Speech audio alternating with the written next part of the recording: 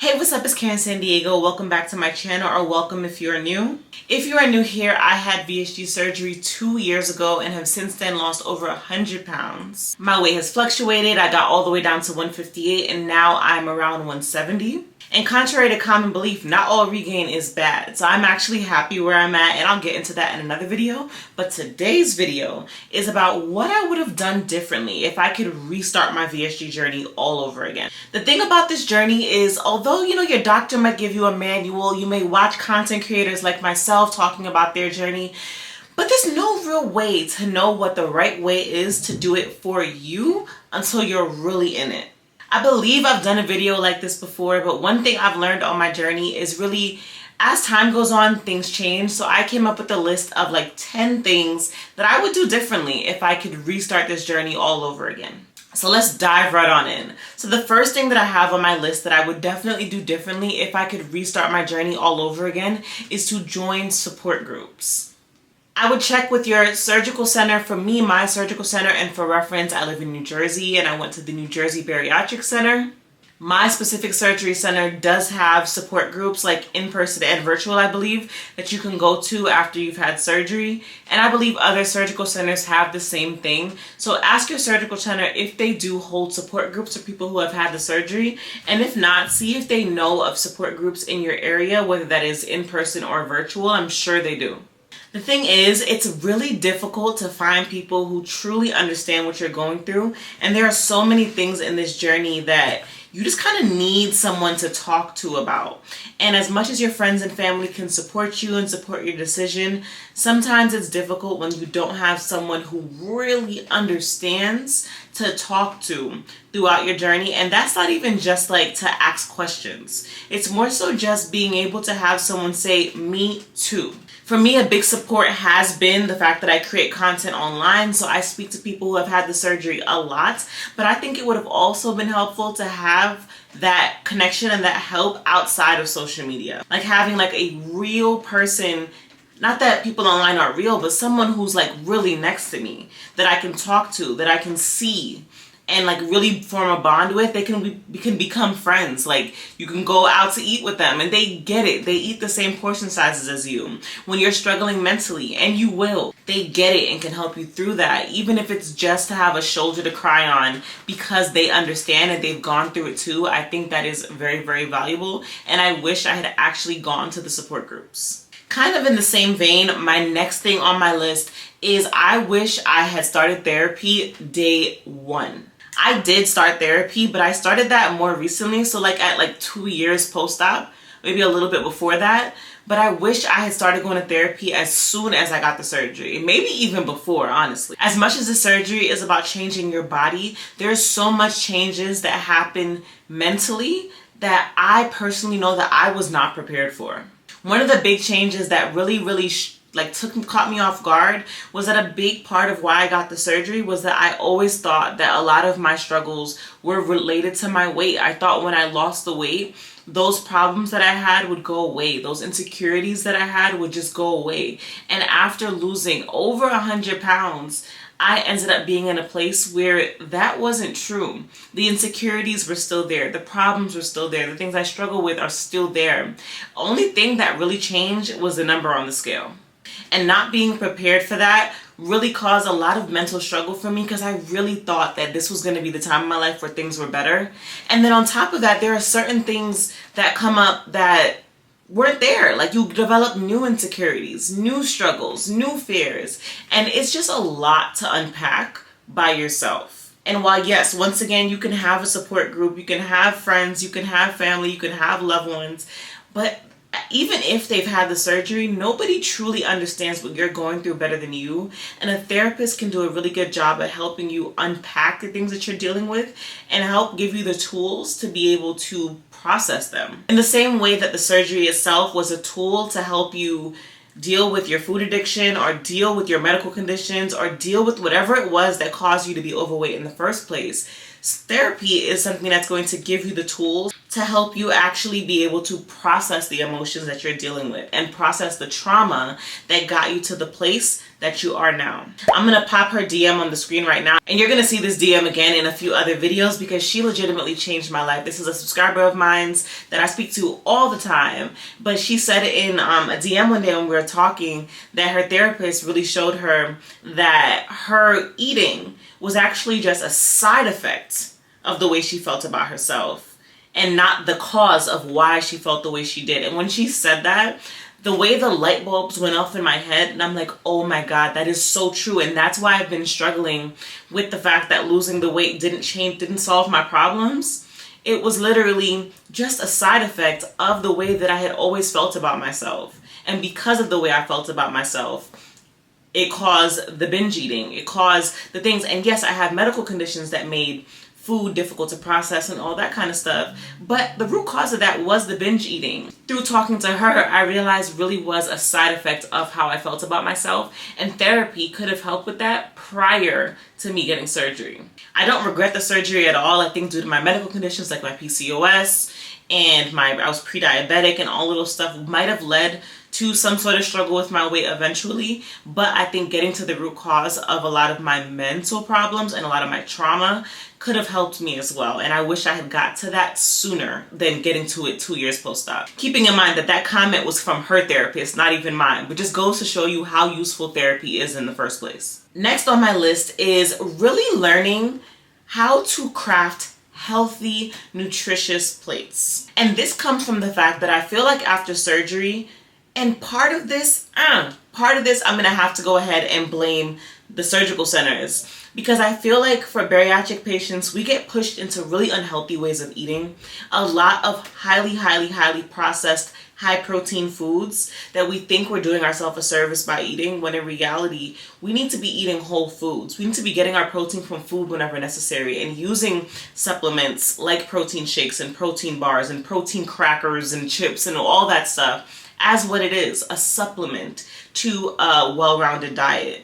And I think in the beginning, I was drinking the protein shakes and eating the protein snacks and finding high protein bars and things like that. And then when I wasn't doing that, I was eating a lot of just like straight up protein, like a plate of chicken, a plate of meatballs and all that kind of stuff. And while that's cute, and while I do think it helped me with weight loss in the beginning, I don't think it did a thing for my actual overall health. So I wish I spent more time actually figuring out how to eat meals that were going to be well-rounded, vegetables, fruits, animal protein or plant-based protein, just really full of nutrients to help keep me healthy. Because although yes, vitamins, very important, make sure you take your vitamins every day. But once again, vitamins as well are a supplement. They're not meant to replace proper nutrition, they're meant to supplement it. And speaking of well-rounded, healthy meals, that brings me to the sponsor of today's video,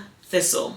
Thistle is a meal delivery service that delivers ready-to-eat, plant-forward meals, snacks, juices right to your doorstep. Their convenient subscription service empowers their customers to improve their health by eating more plants, designed by nutritionists and crafted by chefs. What I love about Thistle is that I was never really taught about nutrition. I was never forced to eat my vegetables. I was never taught about what foods were best for what things, what has high fiber, what has high protein, what vegetables are good for me, what things should I eat. I was never taught about any of that. And what I love about Thistle is it takes all of that guesswork out. I get those meals delivered to me already complete. They have a weekly rotating menu with breakfast, lunch, dinner, snacks, juices, everything you could need. All of their meals are 100% gluten-free and dairy-free and plant-forward, although they do have animal protein options as well. If you remember back, there was a point in time, the first time I tried Thistle, I was actually doing like the whole plant-based thing because meat was giving me the ick. During that time, I was able to get plant-based meals sent to me since I wasn't eating meat at that time. And now that I have reintroduced meat back into my diet, I was able to try their meals with meat this time. But what I love about Thistle the most is whether you choose plant protein or animal protein, their meals are always protein packed. They're always full of gut-healthy fiber and low glycemic carbs. So they are perfect for us on this journey. Every Thistle meal is designed to have between 450 and 600 calories for like lunch and dinner, and between 400 and 600 for breakfast. All of their dinners have at least 20 grams of protein. 12 to 15 grams of fiber, and 2 to 3 servings of vegetables and leafy greens. Which is why I think it's perfect for this point about being able to come up with well-rounded meals, because everything you need for a well-rounded meal is already going to be in every single Thistle meal that you get. And you don't have to think about it. And for me, another thing that I love about Thistle meals is because it gets me accustomed to eating that way in a way that isn't natural to me. When I go to the grocery store, after I've had a Thistle meal that I thought was chef's kiss, I'm in the grocery store looking for those same ingredients to add to other meals. So over time, it's been teaching me how to eat healthier. And if you follow me across platforms, Instagram, TikTok, and here on YouTube, and you see how I eat, you'll notice from the last time you heard me talk about Thistle to now, you'll see the progression in how I put my meals together. It genuinely has really taught me how to care for myself through the food that I'm eating. And if you're looking for ways to try to really learn how to eat healthier and switch up your diet and get away from the prepackaged protein and the just not balanced and well-rounded meals, I strongly recommend trying Thistle out. I have a code down in the description box that's going to save you $100 off your first 4 weeks. That's about $25 a week. So go ahead and click that link down below to try Thistle, and let's get on to the next point. The next thing I really wish I did, and that I would do if I was able to restart this journey, is start low impact workouts when I first am cleared to work out. So if you've been following me, you know that I did not work out really until after a year post-op, and I did that pretty strategically to be able to build my relationship with food and get to a good place there first, because I understood that true weight loss really happens in the kitchen. Building your body, that happens in the gym. So I wanted to focus on the thing that was my biggest struggle first. I didn't necessarily hate fitness before. I just got really tired. So I wanted to get to a place where I had lost the weight I wanted to lose before getting in the gym.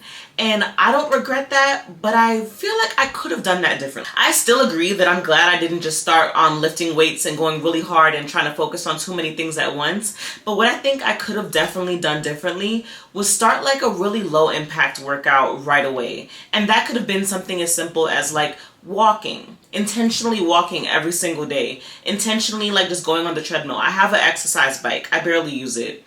Getting on the bike sometimes. Finding ways to move my body intentionally every single day early on and falling in love with that, so that by the time I was ready to transition to actually weightlifting and building muscle, I would have already built the habit of working out. So it wouldn't have been introducing something completely new. It would have been more leveling up. I recommend taking it slow, starting with just walking, then maybe build that up to running, then maybe build that up to taking a class, then build that up to weightlifting and go from there, but not just going from not working out at all to then boom, now I need this intense workout where I do work out 5 days a week. I think just easing myself into it and learning how to fall in love with fitness would have been a better way to go about that. Which brings me into my next point, which is I wish I would have signed up for one of those websites like ClassPass, GymPass. There's stuff like that. I asked on my Instagram story the other day if anybody had tried them, and I got a lot of positive feedback that people thought it was a good thing to do. And I wish I tried that early on, really to just figure out what is my favorite way to work out. My biggest advice to anybody who is wanting to start a fitness journey is to remember we don't all need to be bodybuilders. I think Instagram really has us confused. And mind you, I like lifting weights, right? But not everybody does. And because so many people on Instagram, when they do the gym girly thing, their first thing to do is go and start lifting heavy.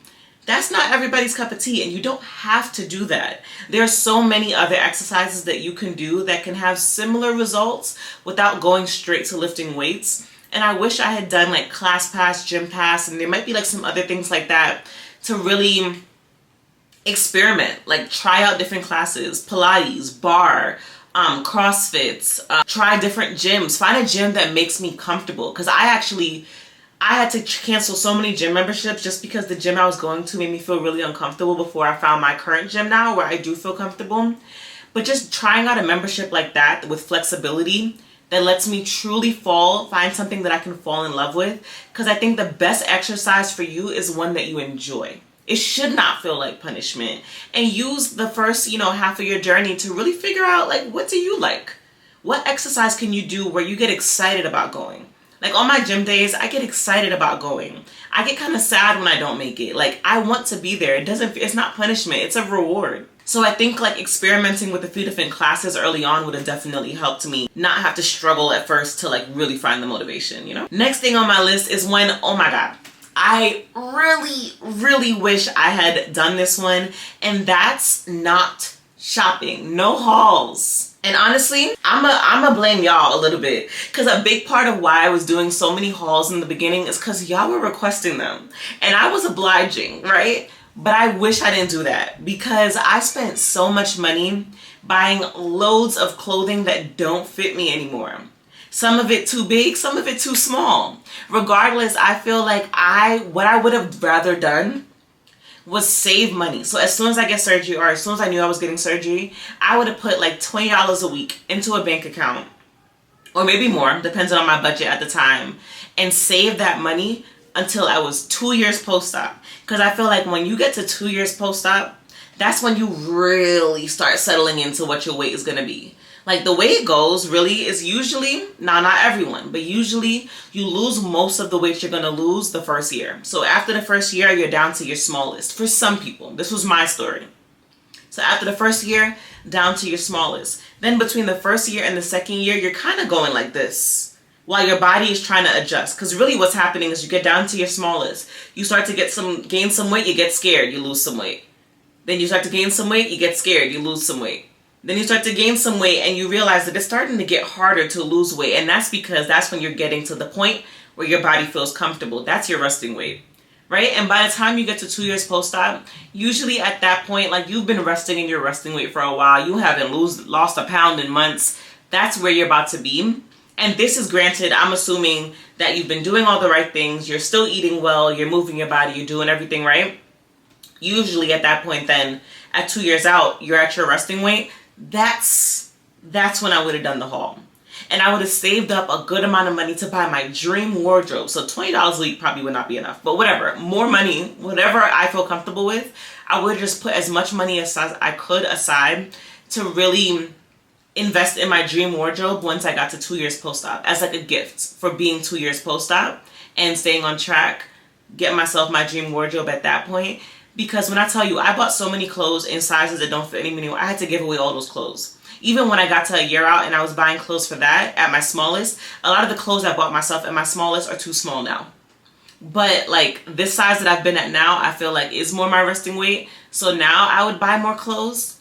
But I would think that between getting surgery and 2 years, what I would have rather done is develop a capsule wardrobe with things that can kind of fit me at any size, like a lot of wrap dresses, drawstring pants. And because I do like fashion, I do like looking good, getting a few pieces that are just because I think they're cute. And they don't have to be super expensive. They should just be flattering. You can get them thrifted, get them on sale, but just not going crazy and buying an entire wardrobe of clothes before you're sure that you're gonna be this size for a while. Similar to that, in the spirit of buying a lot of things, something I wouldn't do again, that I would not do if I could restart my journey, and I've said this before, is I would not stock up on anything food related, especially like the prepackaged protein drinks and snacks and all that kind of stuff.